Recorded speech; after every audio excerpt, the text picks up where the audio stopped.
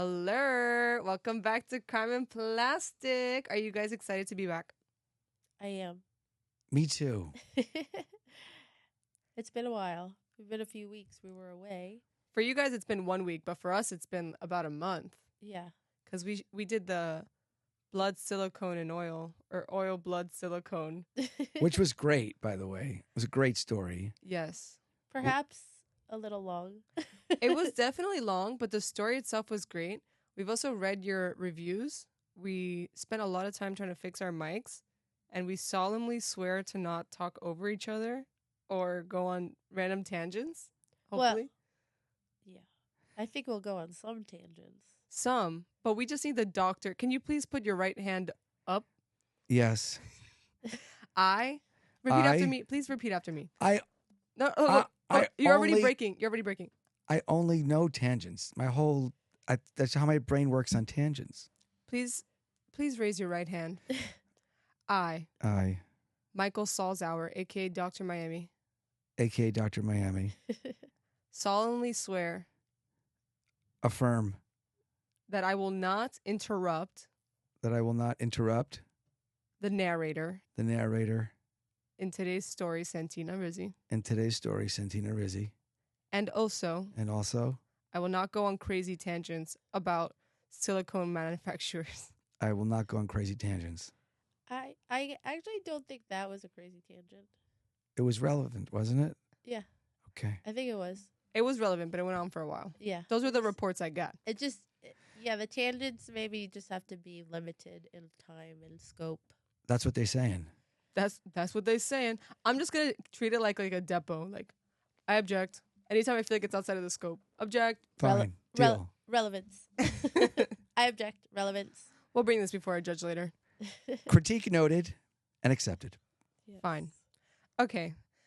So today's episode is not a story. It's a little bit of a non-traditional intersection of crime and plastic. Normally, we're telling stories about plastic surgeons killing people killing their plastic surgeons, or people, committing crimes, then getting plastic surgery. But today is more of a empirical, scientific look at crime and plastic. We're going to be talking about the forgotten history of plastic surgery in prisons. Oh, Very cool. that is very cool. Yes. Lot two words you would put together normally. Plastic No. surgery and prison. And prison. Dun, dun, dun. You're saying prisoners get plastic surgery. Yes. Okay. So, I'm just going to start off with this quote because I thought it was very relevant. I don't know. I couldn't find a better word. Apropos. Apropos. It's from Leo Tolstoy. Okay, I've heard of him. 1890, he said, "It is amazing how complete is the delusion that beauty is goodness." And that's where we will start. That is true. Not to go on a tangent. We're already tangentizing? No, I was just going to tell how, we get mail from prisoners quite often asking for plastic surgery. Oh, Yes, no I way. do. I do. Yeah, we do. That's interesting. I do. I wish I knew that. I have a stack of letters from prisons. Do you have them? And I sometimes get phone calls, too, from prisons. Where do you have those letters? I used to keep them in my desk upstairs on the 5th floor, and then when we moved down to the 3rd floor, I don't know. We should find them. If we can, we could read one or two at the end of the episode. I think that would be cool. Yeah, I actually wish I knew that before I did this. Yeah.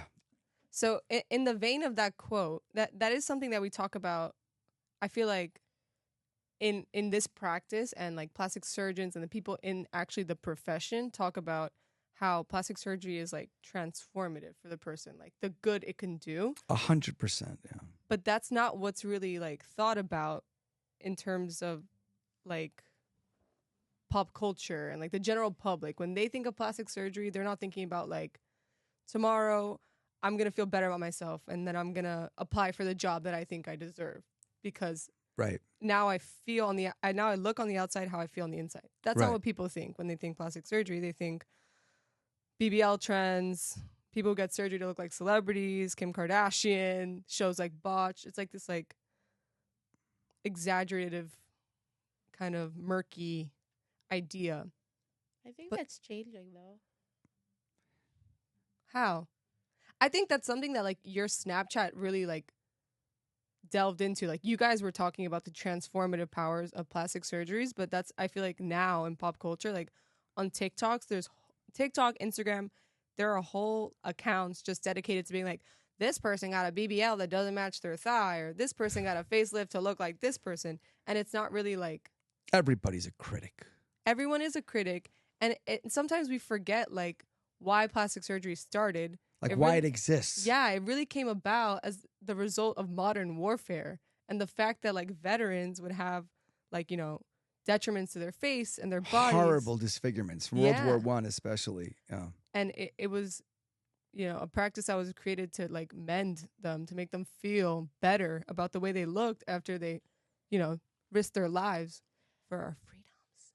Not to be To patriotic. restore beauty Yeah, or to create beauty that never was. oh no, and to restore confidence, because Yes. confidence is very important.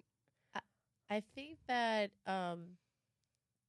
that's mostly the reason and message that I get from patients that I speak to, our patients anyway, when they want to have plastic surgery. That I don't really get calls for people because they want to look like a celebrity, or they want to, it's more like they want to get their pre-baby body back, or they want to feel good again. They want to be confident with their spouse. I think that that pop culture message is salacious and for entertainment, but I think down in the trenches, it is the transformative, like, confidence reason that people are getting plastic surgery. No, I agree, Yeah. because I'll go places and people are like, oh, you work for Dr. Mammy? What's the craziest thing you've ever seen? And I'm like, it's really tame. It's just like women who've had children and they want like a flat stomach, or like Yeah, they just want to exactly. like their pre-baby boobs, or, you know, Right. it's very just like, Or girls that want breast implants, or, you know, it's just that it's just people who want to feel or look on the outside. rhinoplasties. Yeah, like it's not this salacious, like you said, salacious thing. So I think the story is really important because it kind of like creates a statistic and like shows you the empirical evidence of how plastic surgery can really transform someone's life. Everybody has an image of themselves in their mind. When you change that image, you change the person's life forever. Right. That is the transformation, right? Yes. Like I said before, it's like psychiatry with a knife. As a tangent, I will say that the only times that I've had people come in and ask to look like other people, like the crazy stuff you read about in the tabloids, has only been brought to me through like a producer for a TV show, like MTV, Right. or right when they're like trying to Right. do some sort of entertaining story about plastic surgery, and they'll bring these people that they found Right. to try to do an episode or something. But like in real life, in our practice, we don't see that. Yeah. Yeah. No. So that's why I was excited to do this episode. All right, so let's hear it. Okay. And hopefully this changes your guys' opinions.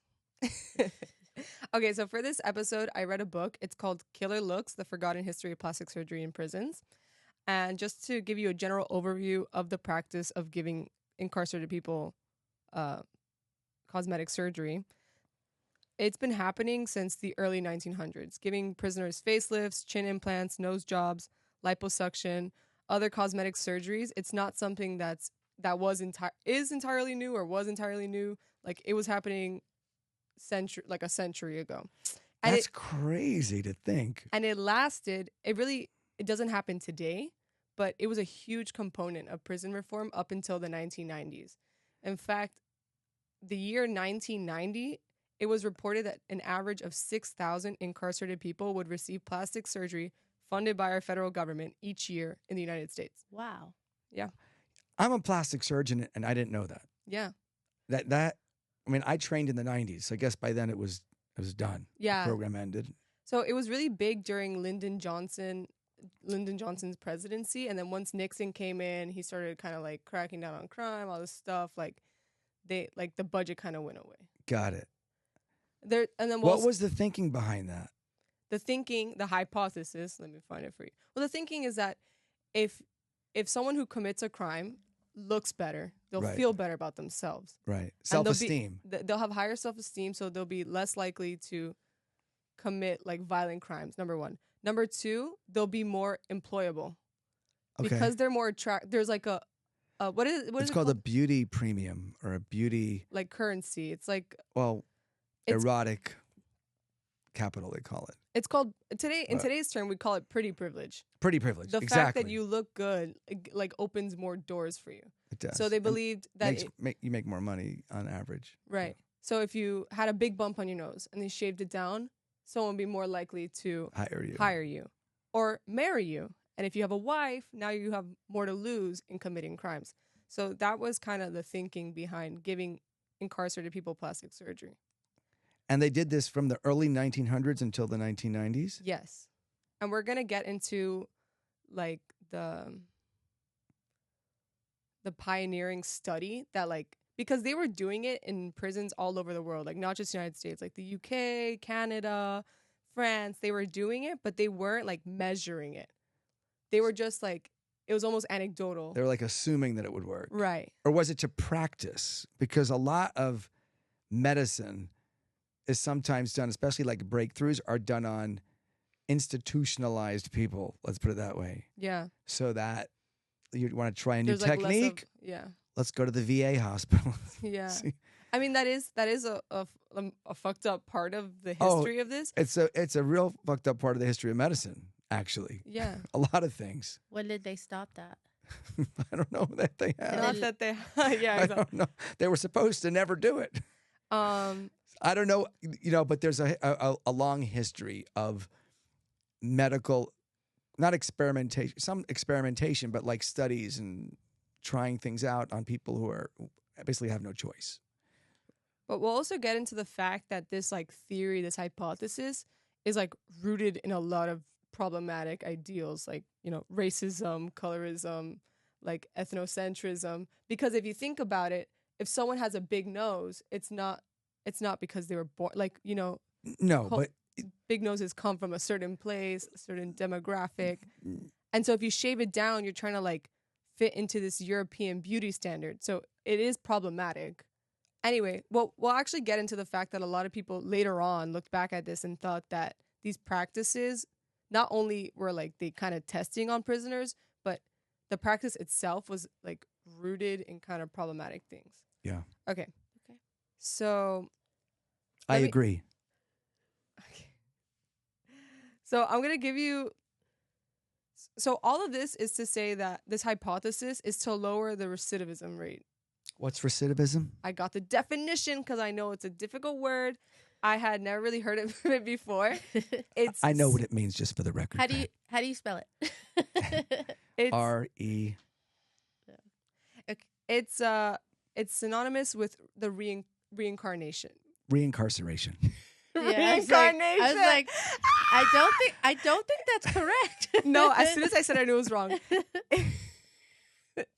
It's synonymous with reincarnation.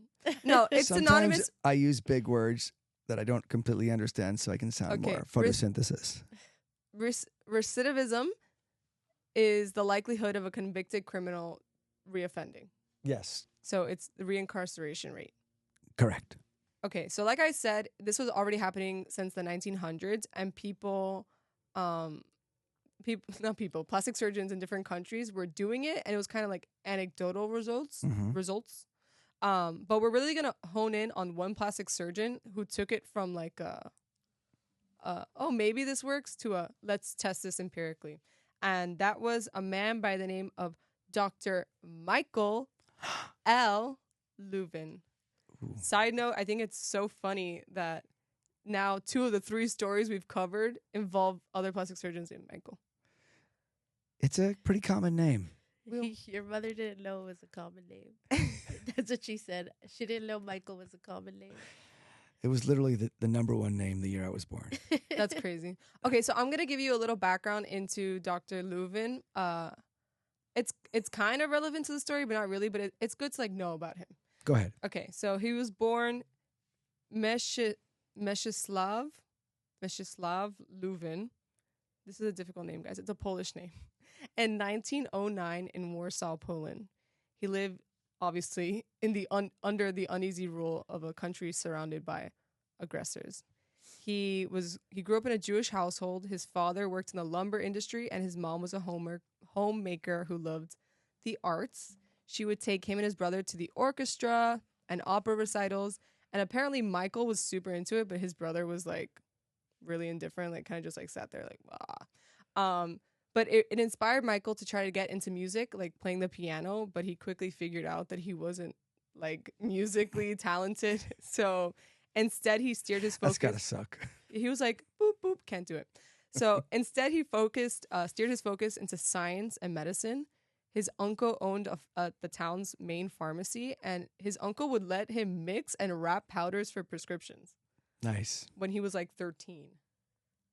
I don't know if I like that. Like, I don't know There if were, just so you know, in medicine, there were like no standards in the early 1900s, like zero. For Yeah. the schools, for the pharmacies, there was like nothing. like that's wild. Like Yeah, a it was 13-year-old's giving me my medication. Well, that's how, and they learn by apprenticeship, right? Right. It's Correct. that's how people. Yeah, and if you didn't go to further education, you just took an apprenticeship when you were a teenager and learned something, shoemaking or pharmacy. Okay. So at first, Michael didn't know what would become of himself professionally because he excelled at religious studies, but he only scored like good at physics and chemistry and math. So he tried joining his father at the lumber yard, but he hated it. Like he was like, I can't fucking do this. I got to put my nose to the books. So he's like, Nothing like lifting a little bit of lumber to scare you back to school. Not a bad idea. Maybe I should make my boys do that. so he was like, okay, I gotta grind on these books. And he decided he wanted to go to medical school. So by the time Michael was ready to go to medical school, it was 1918, and he was Jewish living in Poland. Put two and two together, he couldn't go to medical school there. So he ended up going to Switzerland. He went to the medical school of Zurich, and it was like triple the tuition that it would be in Poland, but it was really his only way of getting that kind of degree. How did he pay for it? He had money. The lumber yard, he saved every nickel. He just like finessed. Also, well, you'll find out like who his family members are too. So Michael graduated from the medical school in 1933, and he was eager to return home. Not a good year. time to go back. Not a great time, no. But obviously his parents strongly advised due to the crazy anti-Semitism that was happening. And actually really sad, his parents ended up being placed in a ghetto in Warsaw, and they died in 1945. Yeah. So instead of returning back home to Warsaw, Michael went to New York City because his uncle was Dr. Jacques Melaniak. Really? Yes. His uncle was Melaniak? Melaniak, yeah. Wow. Yeah. That's renowned impressive. plastic Yeah, surgeon. he's like one of the giants of plastic surgery. Yeah. He like was one of the first rhinoplasty. Like he invented a lot of operations. Right. Wow. Right. Isn't that cool? Yeah, that is cool. So that was his uncle. And there he changed his name to Michael, which is the name I've been referring to him as because I literally can't pronounce his name. Small tangent here. Okay. Like in the American Society of Plastic Surgeons, like if you're like one of like the leaders of the group, it's called the Melaniak Circle. Oh, cool. Wow. Yeah. So he invented rhinoplasty? No, but he was one of the pioneers. Pioneers. Yeah, they say that in the book that he Yeah. was like renowned. Renowned, Possibly the father of plastic surgery. Yeah, one of them, yeah. So a bit of a Nepo baby start. Nepo nephew. Nepo nephew baby start. How do you say his uncle's last name? Melaniak? I don't Melaniak. know. Melaniak. Melaniak landed his nephew, Michael, an assistant residency position at Beth Israel Hospital in Manhattan's East Village. Nice. What's an assistant residency? I don't know what that means. It must have been residency, I guess. Okay. So he was 25 at this point. Another tangent. I volunteered at that hospital when I was in college. Great. After Beth Israel, he worked at his uncle's practice for a couple of years. Obviously, that's invaluable experience. He's like, yeah, but at that time, there were not that many plastic surgeons. So, like, Right. Yeah. And the one that you did is like the godfather of plastic surgery. Yeah. So during that time, he was dating a 29-year-old social worker and adult educator. Her name was Berta. And he was using all the money he was making at his uncle's practice to save up for a ring for Berta. Oh. So sweet. And eventually in 1940, they did get married. He's a nice guy. he's actually a really great guy. Like you'll see later on, he really cares about his patients. Like he's not just. I mean, he did have a start because he didn't want to work in the lumberjack yard, but he did end up becoming very passionate about plastic surgery and the power of it. So anyway, by 1940, him and Berta did get married. Woohoo! And also by 1940, he became a senior plastic surgeon attendee at St. Joseph's Hospital. Okay. And then he would also work at 2 local hospitals plus a private clinic in Manhattan. So he was really like Busy. and also like gaining all this experience. This next story I'm going to tell kind of sounds random, but it's important to like the general, like it's important to the narrative. Okay. So fast forward to 1953, Dr. Lewin, aka Michael, has 13 years under his belt at St. Joseph's. Are you sure it's not pronounced Lovin, as in McLovin? No, it's Lewin. Okay. It's with a W, but the W is V. I'm going to call him Lovin. Lewin. Did plastic surgeons at that time have private practices, or Yeah. they did Mhm. from the beginning? Mhm. Okay. Most doctors worked in a hospital. They had privileges in a hospital and also had a private office that they saw patients at. And the ones that needed admission to the hospital would go there, and the ones that didn't, they'd see in their office. Okay. So he just worked at a hospital, not his own practice? Yeah, he worked at several different hospitals. Okay. He must have also had an office somewhere to see his follow-up patients, I would imagine. Okay. No, they would come to the hospital to see him. Okay. Later on, he worked like full time at Montefiore Hospital. So like all of his patients would go there. And you'll hear about it later. I'm Okay. here. So it's January 23rd, 1953, and Dr. Lewin gets paged into like the neonatal unit, like the ICU. And he has a patient, an 8-week-old baby named John. I'm not sure if the baby's name is actually John. I think for anonymity reasons, it's baby John. So baby John was there with acute meningococemia. Is that right? No. Meningococcal? Meningococemia? Meningococemia. Yeah. Got him. Anyway, baby John went days of having fever, blotchiness, and for a while, no one thought he would make it. Aw. His health would not stop declining. The tips of his fingers and toes blackened. His stomach distended so far that they could trace his liver and spleen with their thumbs. But baby John was a fighter. And by day 3, his IV was removed. On the 4th day of his recovery, though, his nose collapsed and the bridge folded onto himself and yellow fluid would seep out. Necrosed. Yeah. Okay. It means it died. It died because your fingertips. Why do your toes and your tips of your nose and your fingertips and toes die when you have sepsis? Because it's the farthest part away from your heart, basically, and there's only like one way in, one way out, and so when those blood vessels constrict, they don't get enough oxygen to the tissues and they die. So nose, ears, tip of your penis. Ooh. Yeah. I wish I could give my Fingertips. ex-boyfriends. No. Okay. Anyway, sorry about that. If you're listening, I mean it. Damn. So you're picturing your ex-boyfriend's tip of his penis. I was like dying. picturing what they would say if they saw this. Okay. And then so what would happen next was actually really sad. So baby John recovers to the point where he's finally able to go home, but his parents refuse to take him. What? No. They just leave him there. Because of his nose? Yeah. So baby John's father was a 20-year-old veteran, and his mother was an 18-year-old Italian immigrant who had just been in the country for 4 months and spoke like very little English. Right. And Dr. Lewin tried giving them reasons to take him, and he even said that he would give baby John a nose job, obviously free of charge, Right. once he was old enough, but his parents were like, no. They said, quote, he doesn't come back with us until he looks human. So fucked up. So obviously the nurses and the doctors at the hospital are like in outrage. They're like, I can't fucking believe this. These people are so terrible. Da, da, da, da. But Dr. Lewin like kind of understands them as like as a Jewish immigrant coming from like Poland. Like he doesn't really speak the language well. Like he understands the social pressures of not fitting in and like what that can mean for 2 struggling young parents having a child born with these kind of deformities. So he's like, I'm not going to give up. We're going to do something to make sure that baby John feels accepted and loved and that his parents take him home. So 1 week passes and his parents will keep coming to visit him, but they don't take him. They call social services to see if maybe he can be placed with a home in the meantime. But even adoptive parents didn't like his appearance. Oh, poor John. I know. It's really fucked up. Can you do surgery on an infant?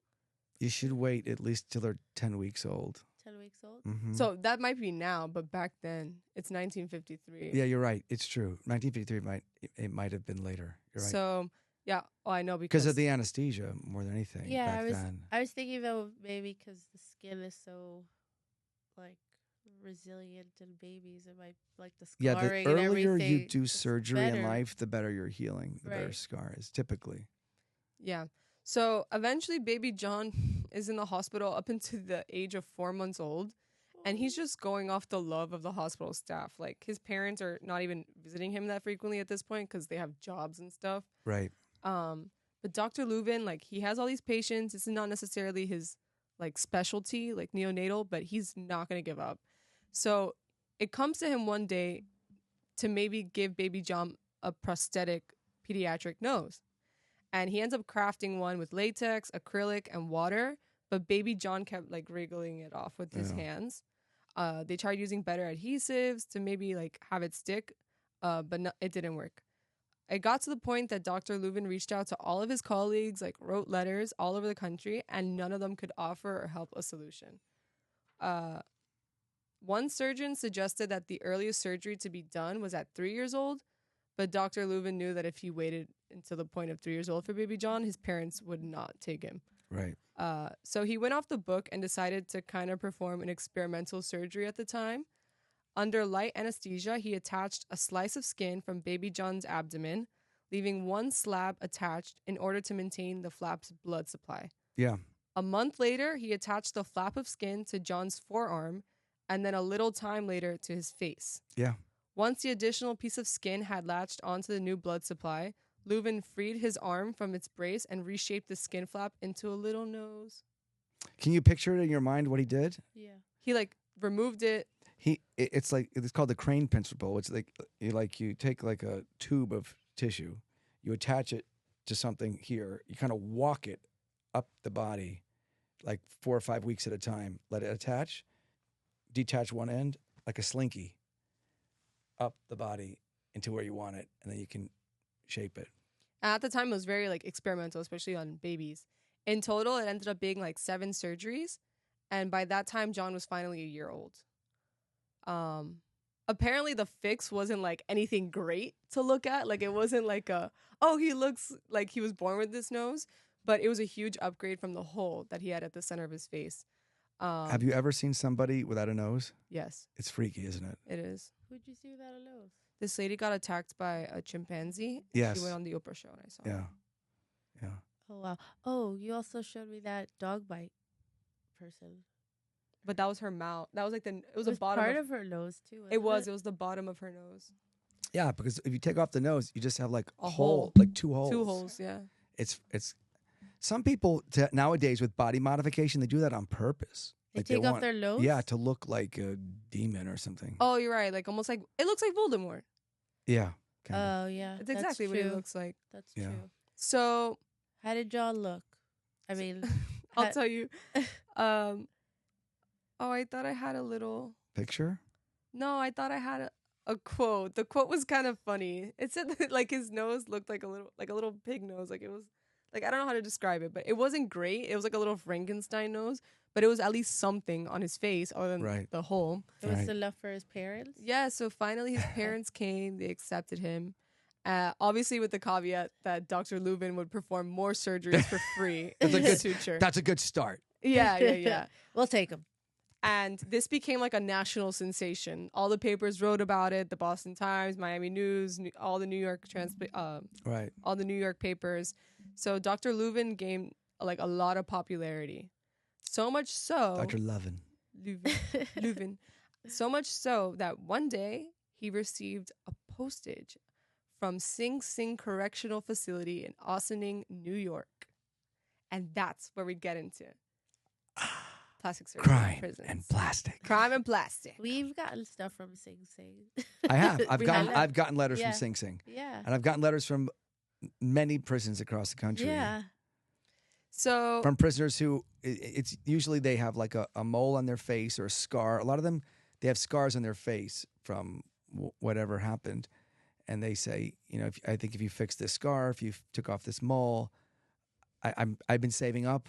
As soon as I get out of prison, I'm going to come right to you and do the surgery. A lot of times one time I even called. They called me. Yeah. But they're like, I'll be out in 5 years. I'll be out in 10 years. but I'll tell you that it's like spot on what you're saying. Yeah. So the letter actually came from an inmate named William Ricci, which is very similar to my last name, Rizzi. William Ricci was actually already Dr. Lewin's patient. Oh. From 2 years prior. He was a patient that was passed down to Dr. Lewin after his mentor, Dr. Morris Smith, died. Okay. And Dr. Morris Smith, apparently it was his dying wish that Lewin would continue treatment on William pro bono. It was literally his dying wish, and it's insane because this dying wish would turn into something so much greater than just like one patient, one surgeon. So William Ricci he was born with, this is how they describe it. He was a dead-end kid born in poverty with a cleft lip and palate that affected his speech. Yeah. His mother died when he was 17 years old, and he had very little interest in his education and few prospects for his future. His cleft lip and palate required so many surgeries, which is why Lewin had to go to Sing Sing. But Ricci couldn't care. Like in the past, before Ricci had gone to prison, because Dr. Morris, like it was his dying wish, Lewin would try contacting him, like, come to your appointments. I want to finish this for you, da-da-da-da. And Ricci would just ignore him. Right. And not go. Right. So according to the book and his doctor's notes, Ricci faced relentless bullying growing up about his cleft palate and lip. And he kind of had, I like to joke that I have this, but he had like learned helplessness. Like he felt like he had already undergone a couple of surgeries and it didn't entirely fix his issue. So he was like, it's not worth it. I don't want to go anymore. I've seen that with cleft lip and palate patients. When I was a resident and I was studying under some of the great, cleft lip and palate surgeons, they would come in as teenagers. Yeah. And they would have like shouting matches between the patient and the surgeon. Because it takes a long time. It takes a long time. And especially when they're teenagers, they would shout at the surgeon. And the surgeon would shout back, like, you little ingrate, do you know what? I remember hearing this as a resident in the other room, and I'm like, whew. But especially when they go through teenage years, and the appearance is so important. If they're not perfect, they can still, because when you have a cleft lip and palate, you still see a scar. Like you're never completely healed. But it's small. It's small, and when as adults, it doesn't really hold them back. But as a teenager, every little pimple is like a disaster. Yeah. So when they fix it on babies, the scar is less? No, they were fixed as babies. Yeah. Oh, so it's still just... But there's still a scar. The scar's less. But but the teenagers would come in and they would yell at the surgeons to the point and the surgeon would yell back. Don't do that. No, but it's frustrating because like McLovin, Dr. Lewin. So imagine how the senior surgeon felt, right? He operated on this person as a baby. What was his name? Willie? Dr. Morris Smith. No, the patient. William, as a baby. And a cleft lip and palate baby looks seriously deformed. It's hard to imagine. And then you get them to the point where they look good. Yeah, but what I you don't think is good. I don't think his surgeries began when he was already a little older. I don't think he had it. Oh, really? Yeah. Okay. I think he might have had like a preliminary surgery when he was really young, but he had like... It still takes multiple surgeries. Multiple surgeries throughout your adulthood, because as your face grows, and then you want to do the nose, we usually leave towards the end because your face needs to grow a little bit more. It's multiple surgeries over a lifetime. Yeah. And when you're a little kid, it's not a big deal, but when you hit the teenage years and you want to fit in. The thing about his cleft lip and palate was also that it affected his speech. Like he had a severe lisp and stutter because of it. Right. Well, the cleft palate always affects speech. Oh.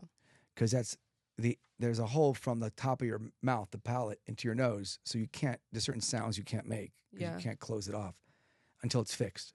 And so like I said, he had this learned helplessness. He stopped going for like years to his doctor, and his condition worsened. But Right. he always faced bullying, he said, growing up. But eventually, like, he found his own kind of people. He started working at a shipping yard in New York City, and he had like a couple of friends, da da da. And for New Year's Eve, they went out drinking, and one of his friends from the shipping yard, Jack, started to tease him and make fun of his slurred speech. Richie told him to stop, but apparently that just made Jack like keep going, like, oh, whatever. So Richie just snapped and pulled out a gun and shot him 3 times in the chest. I had a feeling that was gonna happen. Oh man. Yeah.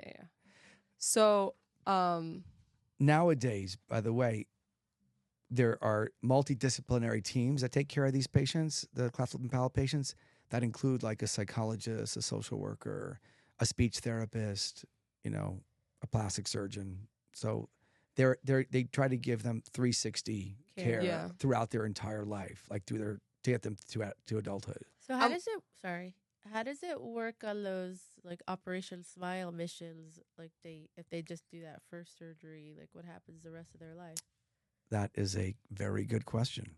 Yeah, I didn't realize it was years and years of surgery. So there's 2 organizations. One's like Operation Smile and one's Smile Train. Okay. Smile Train, in my mind, I think is a better organization because they train doctors in those countries. Oh, okay. So they can go back and take care of them for the multiple years and multiple surgeries. Right. It's better than nothing. If you're going to live the rest of your life with a cleft lip and palate, you'd rather have it even at least the first stage fixed. Right.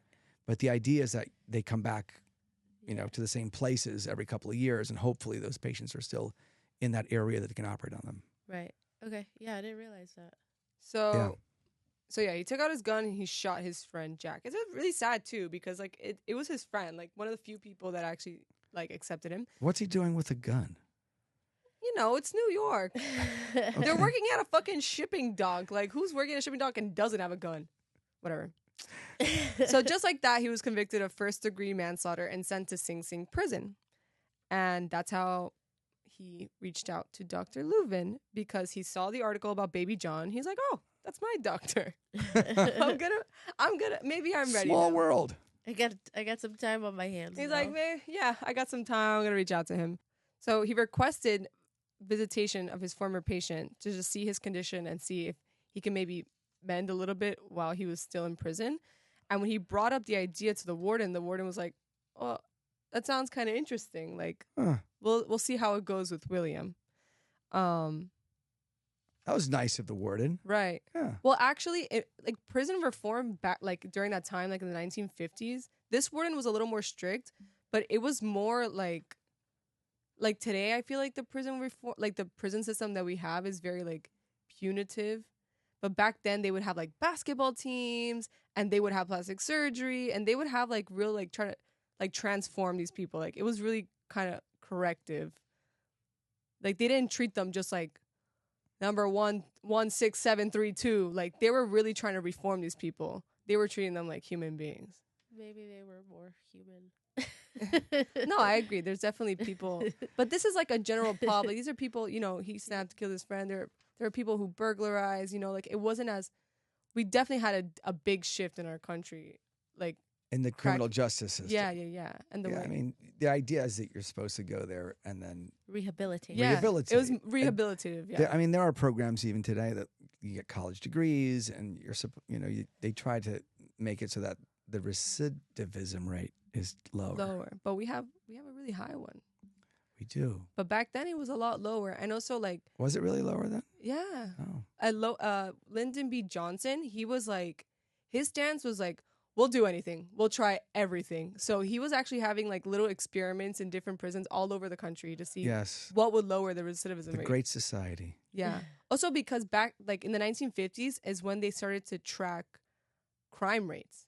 Oh. They didn't really have that statistic. So once they knew the percentage, they were we got to do something to stop this. Right. The American public is outraged. Right. So they were really trying everything, which is why we have. Right.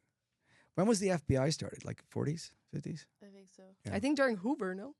Or was that the CIA? No, Hoover. You're right. Yeah. Okay. So the So, warden ends up agreeing. the and, warden is a good guy. He wants to rehabilitate his customers. well, he's like not like he is and he's not. Like he's like, fine, you can do it, but at no cost to the prison. Completely pro bono. Right. Your transportation, your staff, everything, the pre-op, the post-op, everything at your cost. Right. But we'll let you do it if you're so willing to do it. Right. And he is, Dr. Lewin. And I'll go back to saying that there were other medical institutions that were experimenting on prisoners at that time in America too. So it wasn't like so out of the left field that doctors would come in or institutions would come in and try to like take advantage of the fact that the prisoners couldn't say no. So when Dr. Lewin got there and saw William Ritchie, he said that his condition had worsened, in part because of the appointments he had missed prior to going to prison, but also because of his time in prison. Now he had like a busted nose, his septum was deviating, and he had scars on his face from fights. Right.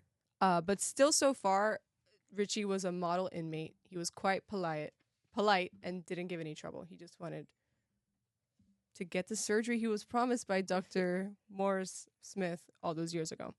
So, lo and behold, Lewin comes and he does the surgeries while Ritchie is at Sing Sing. Mhm. He rebuilds his septum, he makes his nostrils symmetrical, and eventually Ritchie gets out. He settles out in Manhattan, where he works as a longshoreman. He rebuilt some broken family relationships, and he even ended up falling in love. Oh. Later, he would write to Dr. Lewin saying, "This would have never happened without you. Thank you." And he ended up not going back to prison. It's a great story. So this was later, obviously, that William Ritchie got out of jail. But in all those years, Dr. Lewin was like, wait, I did him, like maybe I can do some other prisoners. Yeah. And at the time, New York City was allocating some funds to like this kind of experiment. So he formed a little team and he started doing like just plastic surgery on prisoners at Sing Sing Correctional Facility, just at no cost to the prison. Like everything had to be federally funded. He applied for grants, whatever. How did he choose who he operated on? And So at first he didn't think that he was going to get like a lot of applicants because it's like a men's prison. Plastic surgery was kind of like associated with like women, housewives, like facelifts, but when they put out the applications, he got like 1,400 applications. Wow. Yeah, it was a lot. Yeah, that is a lot. Yeah. how many free surgery applications do you think we would get? Us? Goddamn. Goddamn. We would get a lot. We get them every day. More than 1,400. Yeah. For sure. But that is a pretty significant number considering it's men in prison. Yeah. I wonder, did they ever do a study to find out if men who are incarcerated have more physical deformities with their face? Like, No, they did. compared They to did the say general that. Yes, they population? do. They do. Uh-huh. Okay. Interesting. So he gave them surgeries throughout the time, and what was I gonna say? Any surgery they wanted? Or? No, so he would do lipo. Penis implants. So okay, there are a couple of criterias. I'll give them to you. The criteria are almost the same for the other bigger experiment later on, but I'll give you the criteria. Sure. Number one, you have to be 21 through 50. You couldn't be. Oh. That's Funny. almost like yours. It's almost like my criteria. Funny how that works. They had to have more than 30 days left on their sentence, obviously, so they could like see how it goes. A follow up. You don't want them being released from prison and then disappearing into the night. Right. And then they also had to kind of they measured two metrics. It was severity and prognosis. Severity of the deformity? Yeah. So Okay. it was classed as 1, minimal, 2, moderate, 3, marked, 4, gross, which is a wild distinction. And then the prognosis was scored 1 to 4, 1 being poor, 4 being excellent, Okay. as the likelihood to the outcome of the operation.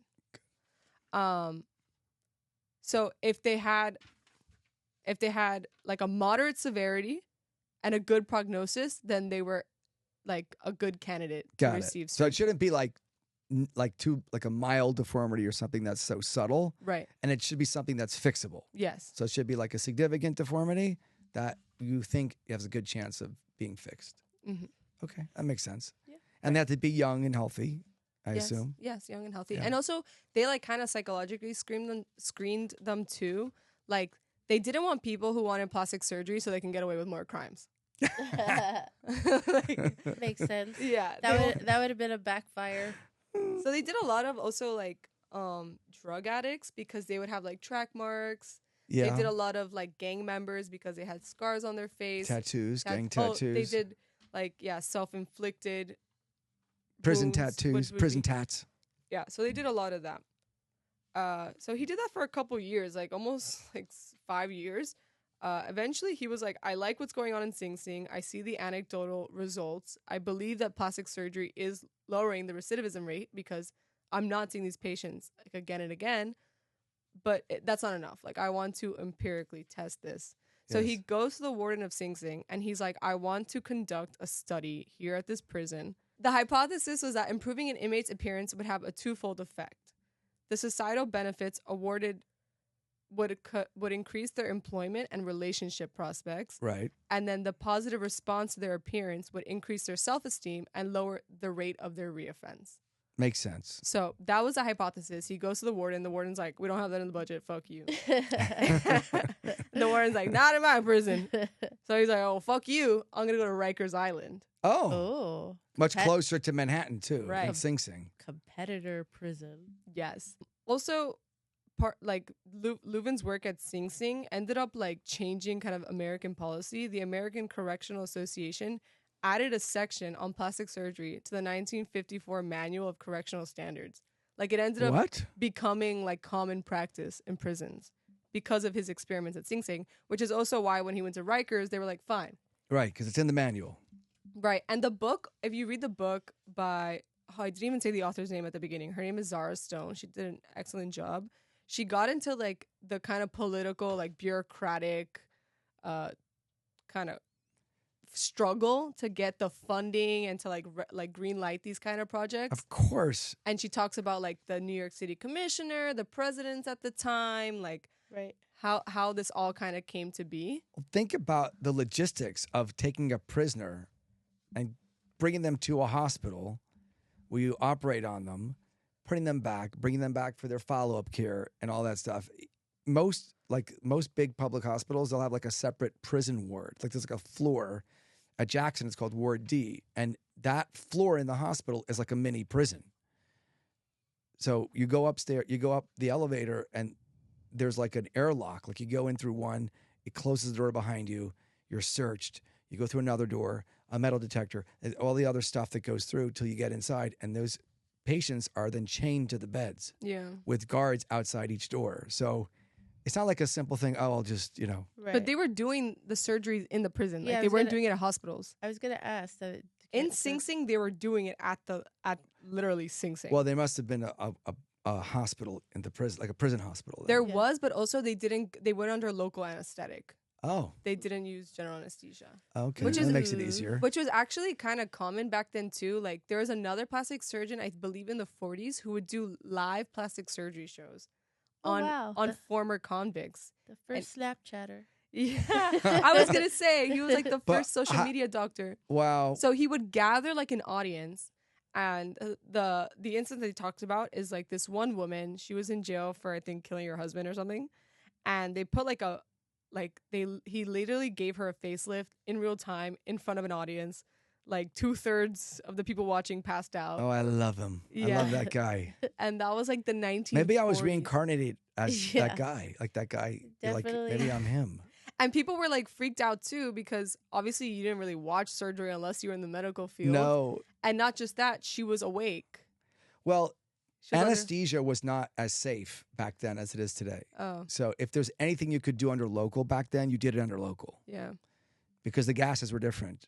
They were, I mean, it was not uncommon that people didn't wake up from anesthesia in the 40s and 50s. Scary. Mhm. So back to Rikers. So he's Mhm. like, recap. He said, "Fuck you" to the warden. Went to Rikers, and this is where he began the SSR project, the Surgical and Social Rehabilitation Project. It was an experimental study conducted with Rikers Island's inmates. It was funded with $254,000 from the U.S. Department of Health, Education, and Welfare. How much is that in today's dollars? Oh, let me get my calculator. Okay, while you're getting the calculator, It was rigorously designed and included a control group, work training, and counseling in addition to the free cosmetic surgery. Right. So it was It was like I'll explain to you the groups. specialty kind of. There was a lot of moving parts, and they recruited psychologists for the study. Wait, what year was it again? 1965. And how much? 254,000. It was a multidisciplinary approach to the rehabilitation. That Psychology, job training, and plastic surgery. 2.5 million. Nice. Oh, nice. I didn't realize it would be that big of a jump. Good. Okay. 10 times.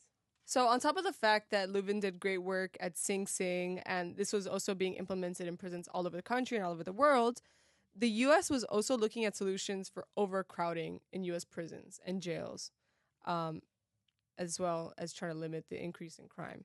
So that's why they were like really willing to give this money to them to try it at Rikers Island, because that's where they were sending like really dangerous prisoners and people who were just re-offending all the time. Right. So they hired 2 psychologists alongside Dr. Lewin to be a part of the study, because it was, like you said, a multidisciplinary kind of project. One was Norman Cavior and Richard Kurtzberg. Richard was the main psychologist. Mm-hmm. So in the study, there would be 4 groups of participants. Inmates that received plastic surgery as well as services. The services included help with welfare benefits, housing accommodations, job placement, legal aid, and drug rehabilitation. Okay. The second group would be inmates that just received plastic surgery. And nothing else. No services. Wow. The third group would be inmates that just received services Oh, and no plastic this is surgery. a really well-designed study. Yeah. Well, we'll get into the problems of the study later. Oh, And then the fourth group is the control, which are the prisoners that don't receive either. right. Also, these patients were to be selected in prison, but their surgeries were to happen once they were out, What? which is different from Sing Sing. Yes. Sing Sing, they were performing the surgeries at the prison itself, but Rikers didn't have that kind of like setup that they could do that. Okay. And they wanted like a more controlled like hospital environment. Okay. So that it ended up posing a lot of issues to their study later down the road. Yeah, because when people get out of prison, they go all over the place. No, but also when people get out of prison, they don't have the same transportation. Yeah. Or like they have to go to the hospital. Yeah, they get and- lost to follow-up, we call it. Yeah. And they have to wait to be seen because they're not a priority. And that also bothered Dr. Lewin, because he's like, these people already think that we're like in a broken system. They already don't trust kind of like the resources they receive. If they think that they're going to get plastic surgery and they're being prepped for plastic surgery and then they get out and it's a mission, Right. like that might even make them more angry and more likely to reoffend. Right. So I gave you the 4 groups. I told you how it would go. The criteria for this program was even harder than the criteria for Sing Sing. Okay. Sing Sing was kind of like if you want it, you could probably get it. Right. But this was Well, it wasn't so hard to get into the control group. no. So in Sing Sing, it was kind of like off Dr. Lewin's dime. He don't want to turn people away, but this is government money, and we only have a limited a supply. Right. And so there were a lot of requirements. Requirement 1, you had to be 21 to 50 years old. Okay. Sounds like my practice. Once you have to commit to attending follow-ups and interviews 6 months and a year out after surgery. Okay. Once they met that, they were measured on 2 metrics. Again, the severity and prognosis. Mm-hmm. So if they had minimal, or now they accepted minimal too, because if you have a scar on your face, it's pretty minimal, Mm-hmm. but the prognosis would be good. You remove the Right. scar, you look great. Right. So they were accepting 1 and 2 and sometimes 3 level severity, and then prognosis, they really wanted like 3 or 4. Yeah. So by March of 1965, they had screened more than 9,150 inmates Wow. that met just those basic requirements. Wow. Who were the doctors that were evaluating all those 9,000 patients? There was more than the 2 main psychologists. Yeah, it must have been a few people. They had a team, but Yeah. like the issue too was like the team was being underpaid, so a lot of people were like quitting And like the team was just being overloaded. Like they were interviewing 60 prisoners a day. Yeah, that's a each. huge number. It's huge. So, also they said in general, the inmates who applied for plastic surgery had ended up having greater mental health and behavioral problems than the general inmate population. It makes sense because they have a deformity on their face or something. So that's what Kurtzberg said. He said that suggested to us that the real or imaginary handicap of physical defect was an aggravating factor. For sure. So that played into their kind of theory. We'll get into kind of like demographic breakdowns of the types of inmates who are asking for what kind of procedures. Mm-hmm. So 74% of inmates requesting heroin tract removals were Black, but not because Black inmates were heavier drug users, but because the tracts were more noticeable on their darker skin and more easily recognized by law enforcement, employers, and other addicts. Mm-hmm. They said 65% of nose jobs were requested by white prisoners, and then Puerto Ricans requested 44% of all tattoo removals, which is kind of a cool, like, interesting breakdown. It's a snapshot of life in 1965. Right.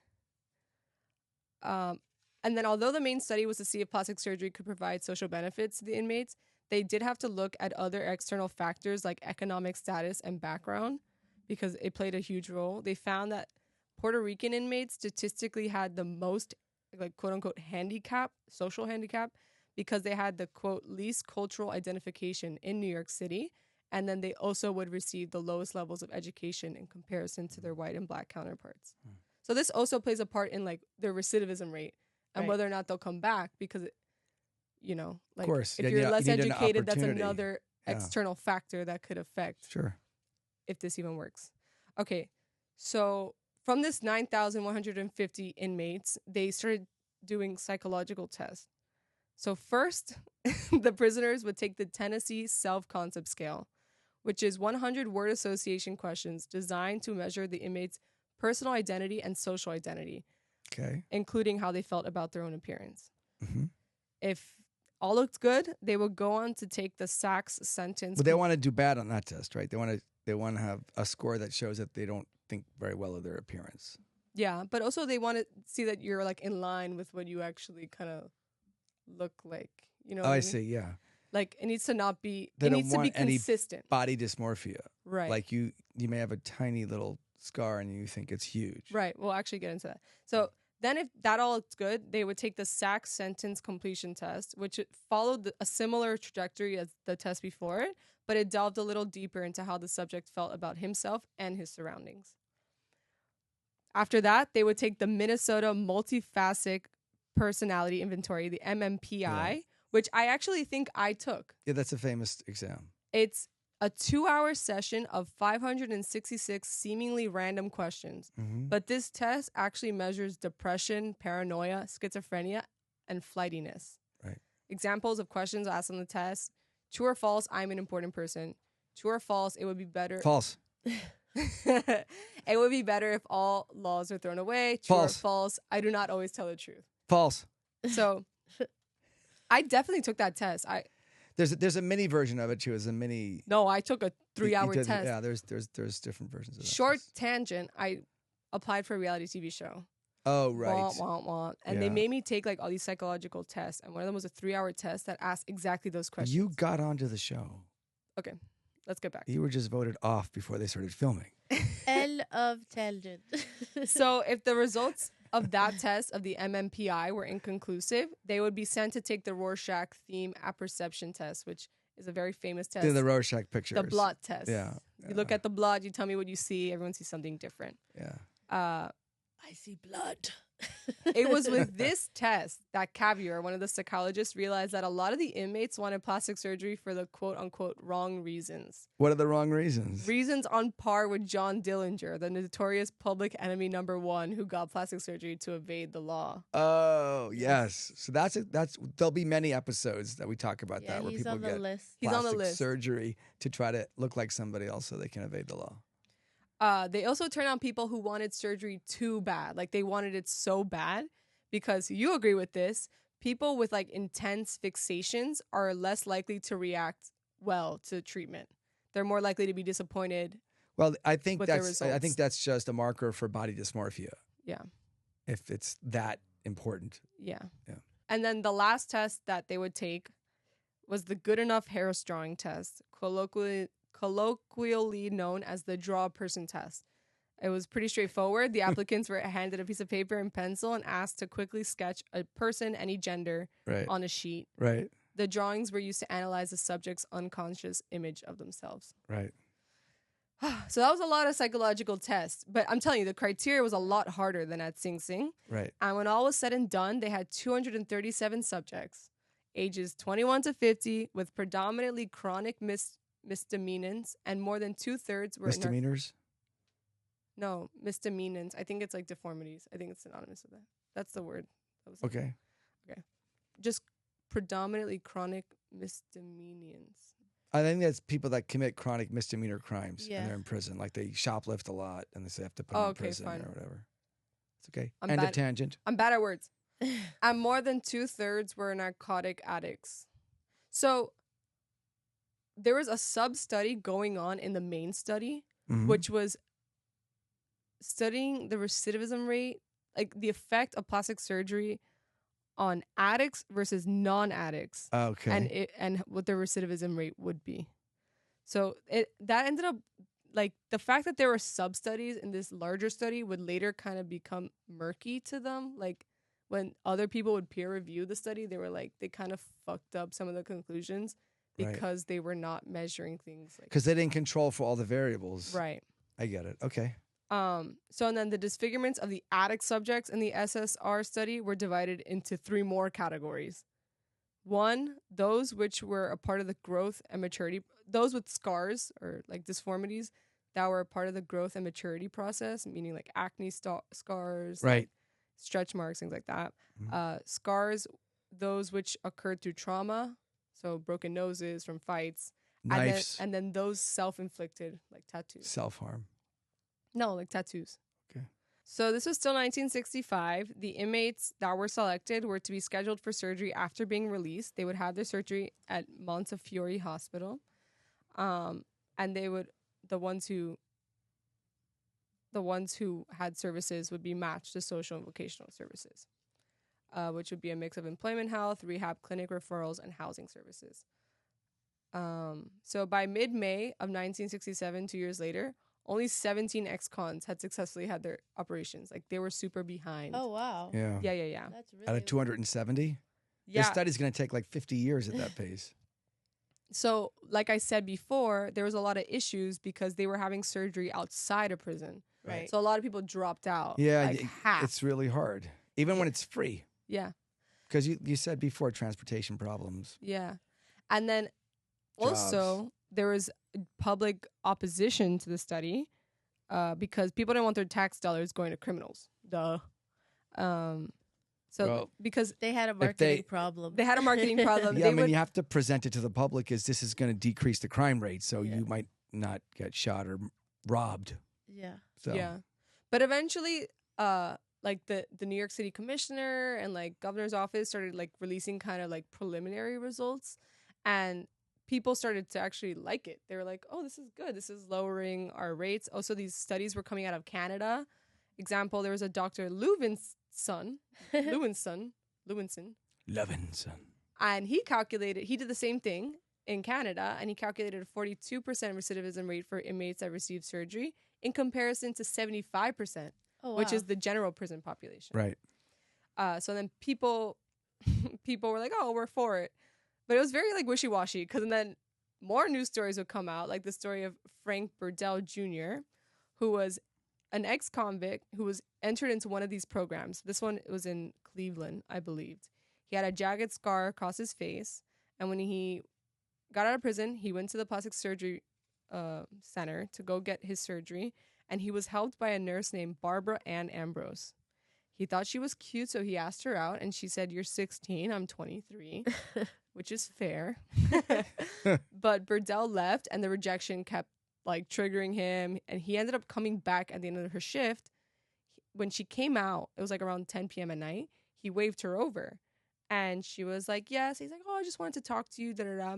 Somehow he ends up persuading her to get into his car, Oh no. and they end up driving to kind of like a parking lot. And he tries to kiss her, and she like struggles. and that with that rejection, he snaps and he strangles her to death. I saw that coming. So when this story comes out, the public is like, fuck this program. This program's stupid. Like, had we not give him our free tax-paying dollars for his nose job, which I want for myself, Barbara Ann would still be alive. Valid. Then there were people like Michael Starford, who was also part of a plastic surgery prison program. He had a nose job and was put on parole. In the subsequent 6 months after being put on parole, he sexually assaulted 13 women. Oh, wow.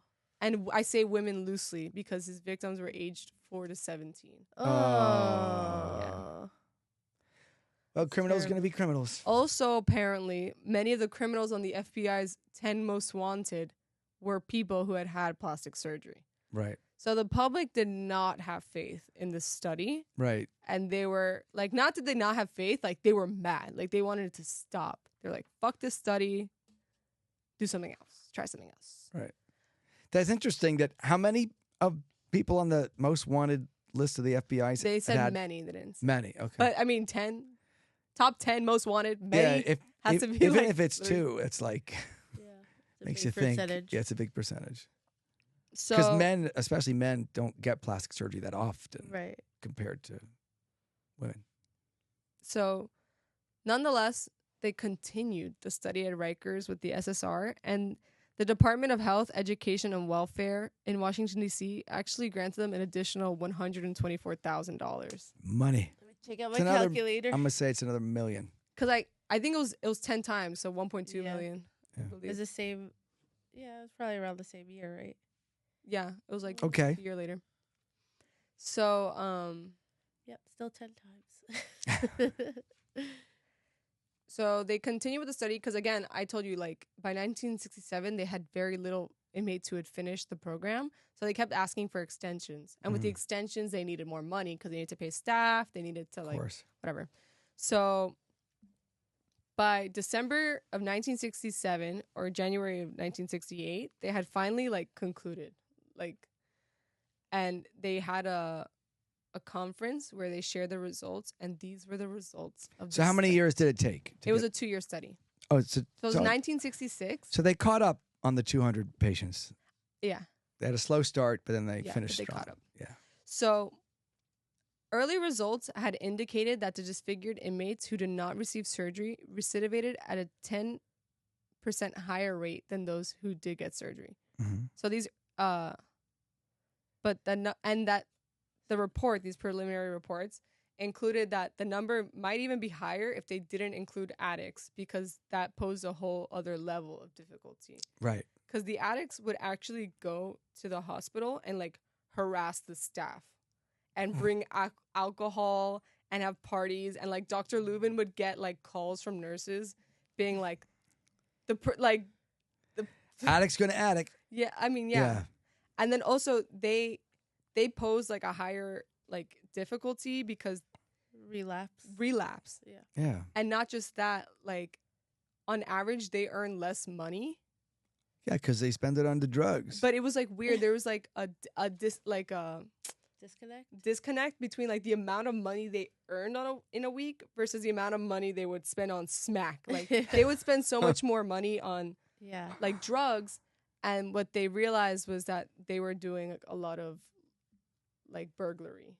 Yes. And theft. If you make $500 a week and you Right. spend $1,000 on crack or cocaine or whatever, there's a disconnect there. I see what you're saying. So Where the other supplementing their Right. income with criminal activities to get the drugs. Yes. Plus, addicts tend to be manipulative too. Not the greatest Right. patients in general. But remember, that was 2/3 of the people in their study. We're addicts. We're Then maybe they addicts. should have not included Well, that then the- subgroup. Yeah. So when they gave those preliminary results, like, that's one of the reasons why the Department of Health ended up giving them more money, because it looked good. You know, like 10% 10% less. is 10%. 10% less than It saves the government money in the long run. Right. for And they sure. said that with the non-addicts, the percentage would be even higher. Yes. So Makes it sense. gave them hope. In 1967, they rolled out the real results, the final results, and these were them. Number 1, the non-addict group showed clear gains from surgery. Those with surgery had a 30% recidivism rate compared to the 56% of those who didn't. That's a big drop. Right. 26% difference. Yeah, and we'll actually get into the math of like what that means for the government. Right. What about the group that had services but no surgery? So those who had surgery, just surgery. Oh, this is one of the issues is that they compounded the people who got surgery and the people who got surgery with services. So that's where they got that 30%. Okay. But like alone, the people that got plastic surgery with vocational services had a 33% recidivism rate. But we don't know what the just plastic surgery was Why Okay. not? because they didn't measure that. That ended up being like an issue. With Yeah, their that is study. an Why'd issue. they even bother having those groups then? Yeah. Well, and then they said that the group with services only, no surgery at all, Yeah. that group had an 89% recidivism rate. Oh, so that's Oh. good. So then that shows that the Yeah. surgery made a big difference. Yeah. Big difference. Wait, Huge difference. Yeah. yeah. 89%. Wow. But it Those was- services are a waste of money. But it was still a shock to the researchers because, like I said before, 56% of inmates who didn't get either, they didn't get surgery, they didn't get services, they had only a 56% recidivism Yeah, that's rate. what I was. So that's what I'm saying is the services are crap. Yeah, they're making worse. It sounds like they probably make them feel Bitter, helpless, maybe, like yeah. bitter and like, Yeah. or maybe they're like, False hope. or maybe they're like, see, this is what it takes to get a job.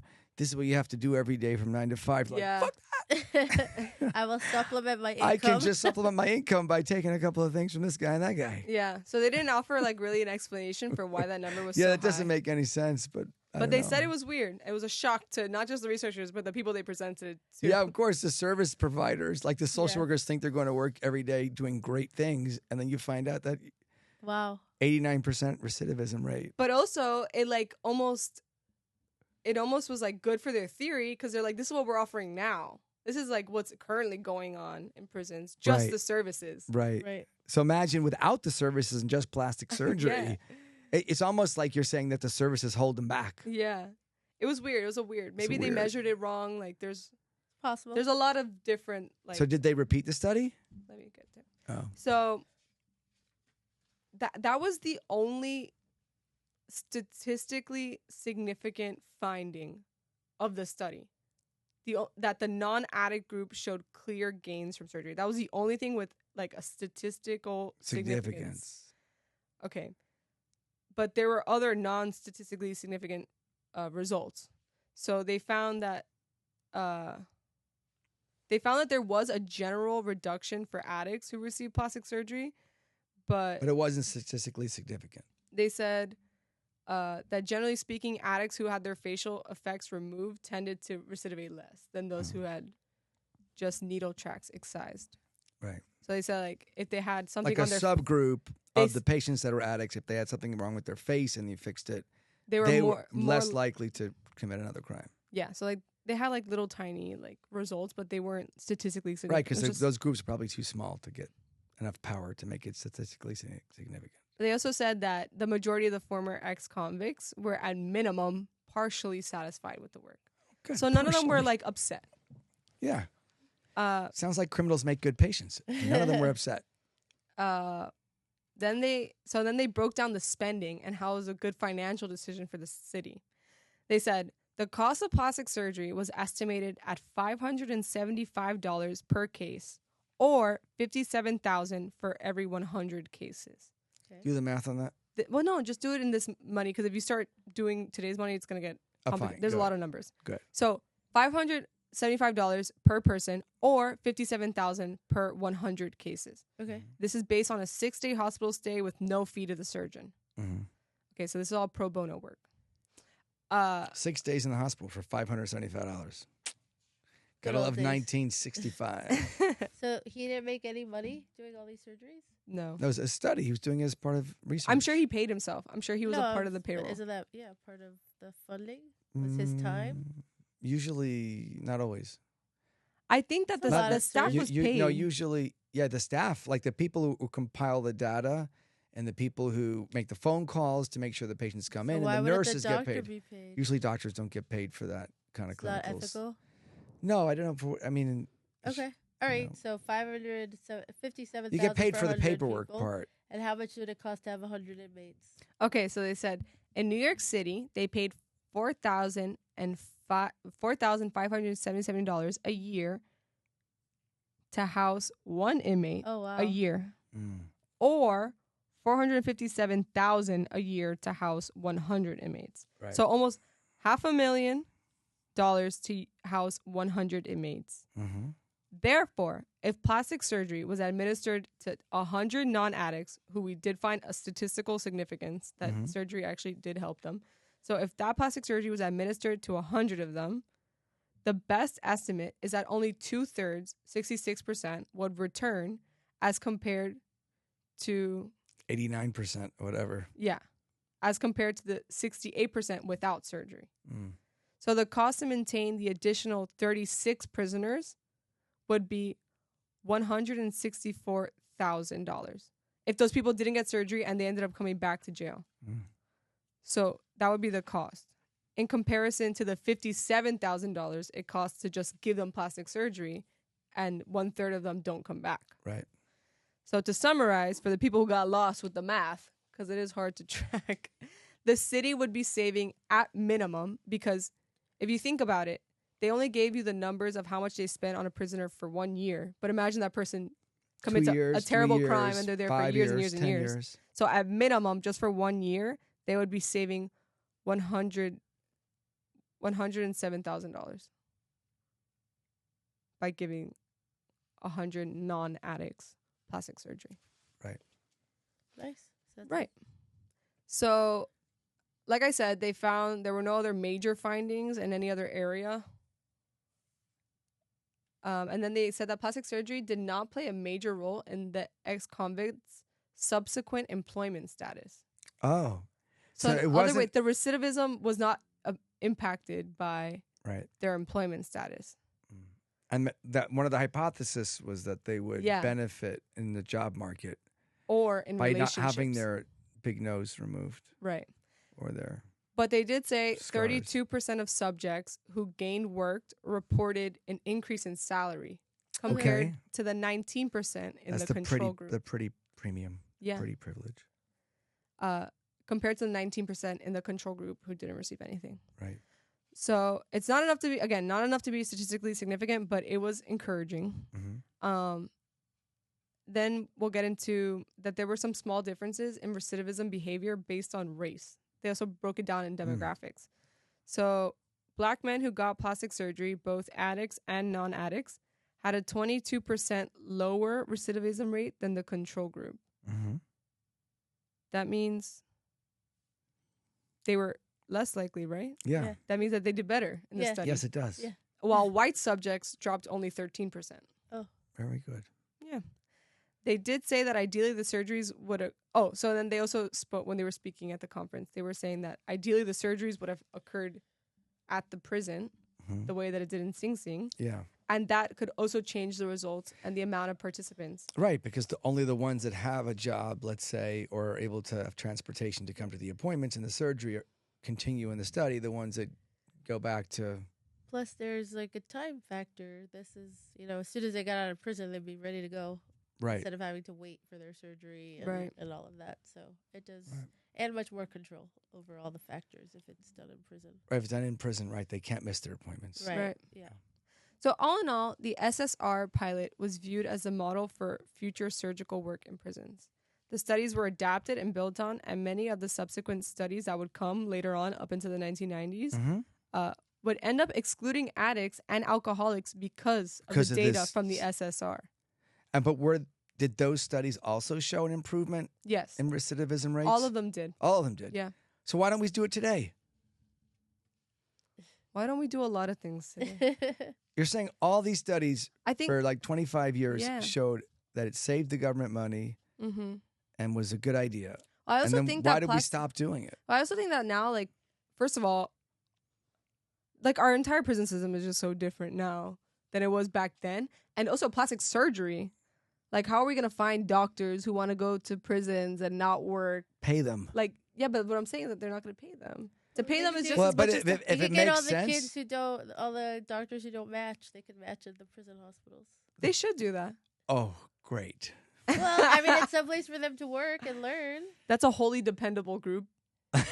No, Well, these rejects people- doctors. it's not operate on rejects. you. It's people maybe who did things later. I'm cool with it. I'm just Yeah. saying it's going to be a hard See, sell. how many people don't match for residencies a every lot, year? a lot. So they're because there's not enough spots. Yeah, but you still need somebody to train them. They can't just go. You Yeah. can't just let them I free. get They it. just should be like graduated medical school. Let me see what I can do with retired- that nose of yours. It should be like No, retired I didn't mean plastic it like surgeon. that. I'm just saying there's Retired plastic surgeons. That They're would be. bored. That's a good thing. yeah. They have experience. They could train the unmatched residents. I think it's a good idea.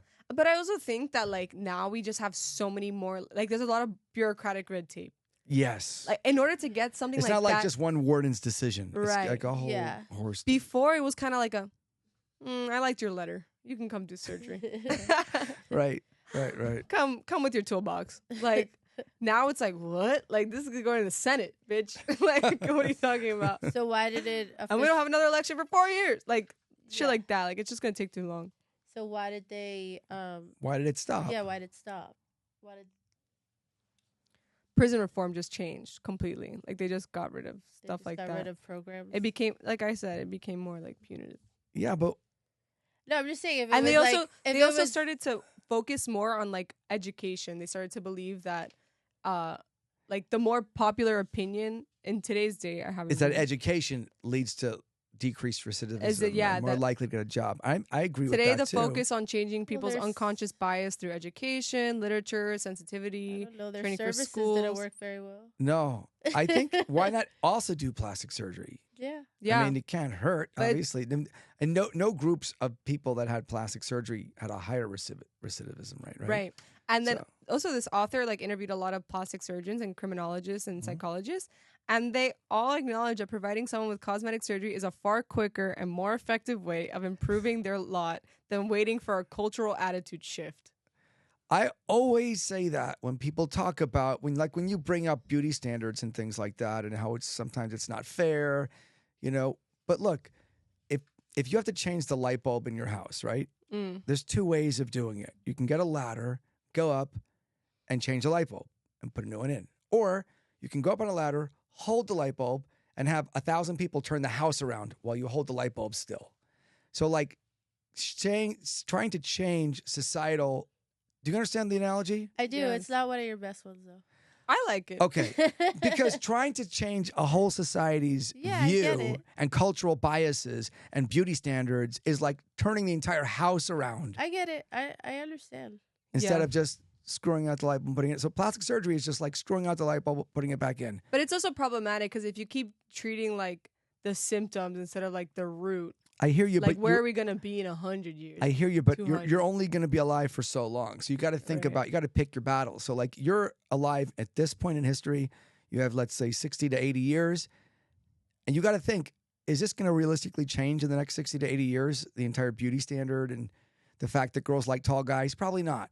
So it's easier to just figure out a surgery that's going to stretch your legs than to work on having everybody agree, okay, short guys are awesome. Fine. I agree. Like What? there's It is personal. That is personal. But I'm saying that there's two approaches I to hear problems. you. I hear you. know? yeah. I mean, both are fair points though. I agree. I think that you should work towards changing, the things that Then need you to changing. you could do things you could do them both at the same time. Right. Fix the. It does. They're not mutually exclusive. They're not. solutions. They're not. But every person, when you have people thinking individually, most people are going to try to go for the quick fix. Of course. Yeah. Yeah. Okay, so just last thing. So you remember I said we were gonna get into problems with the study, Yes. and this is also reasons like later on maybe like these practices kind of stopped. Besides the murdered nurse and the assaulted children. Yeah. So later, like literally a year later, 2 years later, another group of researchers came to study the same hypothesis. But instead of like conducting a study, they just sorted through hundreds of studies dated between January 1945 and December 1967. We call that a meta-analysis. Yes. And you look back at other studies and kind of combine the data. I do remember that when I took my college psychology classes. Okay. So they re-examined, one of the main studies they re-examined, of course, because it was the first kind of empirical testing in the United States of this hypothesis, was the SSR. Mhm. And they concluded there were some issues. They determined that the results were not as cut and dry as originally reported. For one, there were issues with their initial comparison.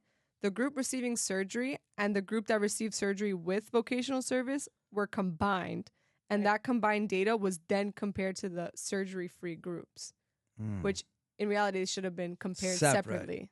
Yeah, but you can assume that the services didn't help when the services only group did so bad. But maybe they tested it wrong. Who knows? Okay. And then those comparisons, and then they said their comparisons, because they were like wrong, it overestimated the effect of surgery for addicts. Sorry, it underestimated the effect of surgery for addicts. So perhaps it did better. And then it overestimated the effects for non-addicts Why? How? because, I don't know, they didn't explain. Okay. They didn't explain, but I guess like the numbers just, They math. because the math was not right, it could have. It could be that It could that one potentially- group was a smaller number, a smaller n, and so it had less statistical power. And you Oh. can compare two groups with different, like if you have 30 in Right. one and 100 Right. in the other. So maybe that's what That's they meant. true. Maybe they. So they said, okay, that's fair. Yeah. So, in other words, they're saying that the impact might have actually been greater for addicts than Right. they originally thought, and Right. then vice versa for non-addicts. Right. The Probably they impact had could be smaller less. in one than the other, and to compare the two groups is hard to do. That was problematic, though, because all these other subsequent studies would later exclude addicts and alcoholics based on the results Right. from the SSR. Right. Right. So- I see. Addicts got fucked. Yeah, addicts got fucked. Addicts is always getting And the addicts short are end of and the, addicts were a large part of prison population still because are. they're more likely to reoffend. Still are. Probably even more so today. I think there's think- more addicts today than then. I think Munjaro will fix all the addicts.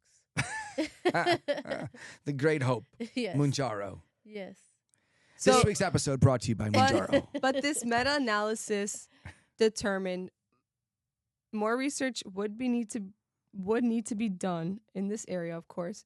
But generally speaking, it was true that addicts and non-addicts appear to stay out of prison significantly longer if they undergone surgery. So plastic surgery is the answer to all of society's ills. That's what I've been saying for 25 years. No. What happened to Dr. Michael? Does she say? Oh, I Yeah. actually hold on. I have his obituary. Oh.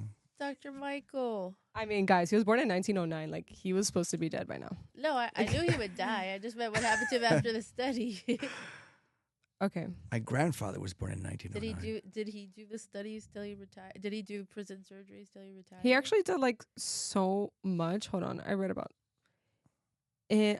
Well, this is earlier, but like in 1952, he took part in a mission to Israel on behalf of the Israeli army to organize a plastic surgery program as a volunteer to Saigon in the plastic surgery program of the American Society of Plastic Surgery and Reconstructive Surgery.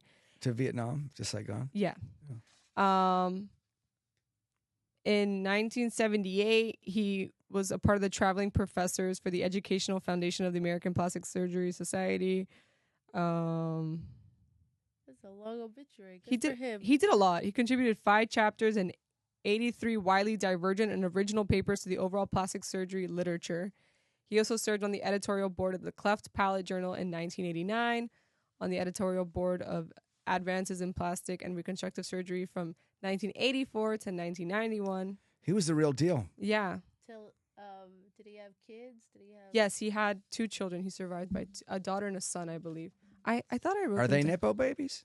Did they go into plastic surgery Oh, too? he is survived by his lovely wife, Berta. Aw, He died in Berta. 1991, sorry. That's So good for him. Berta might be dead. He is survived by his lovely wife, Berta, and his 2 children, Barbara Lewin Tanko of Philadelphia Mhm. and Robert Lewin of Brooklyn. Brooklyn. Yes. He was Neither of amazing. them were doctors, or we don't know. I don't know. They might have been Nepo babies. Not going to lie. All right, well, good. Michael did good work for the world. What a life. No, yeah, he did a lot of good work. Mhm. Bravo. Bravo. He did a lot of shit, bro. My obituary would not look like this. Yeah, that's a long. Good for him. Well, that was a great Gorgeous episode, Santina. Yeah. Thank you so much. Tune in next week for another episode of Crime and plastic. Leave all your feedback. I love hearing it. Leave Your Feedback, Yeah, reviews. we're gonna have a website up shortly where you can send your questions and Oh, yeah. comments and stories. And eventually we Yeah, want to make do like suggestions yeah, for we stories. want to do like listener tales. yeah, Yeah, that'd be great. yeah. So we'll keep you posted when that's all ready to go. Bye. Bye. See you next Thursday.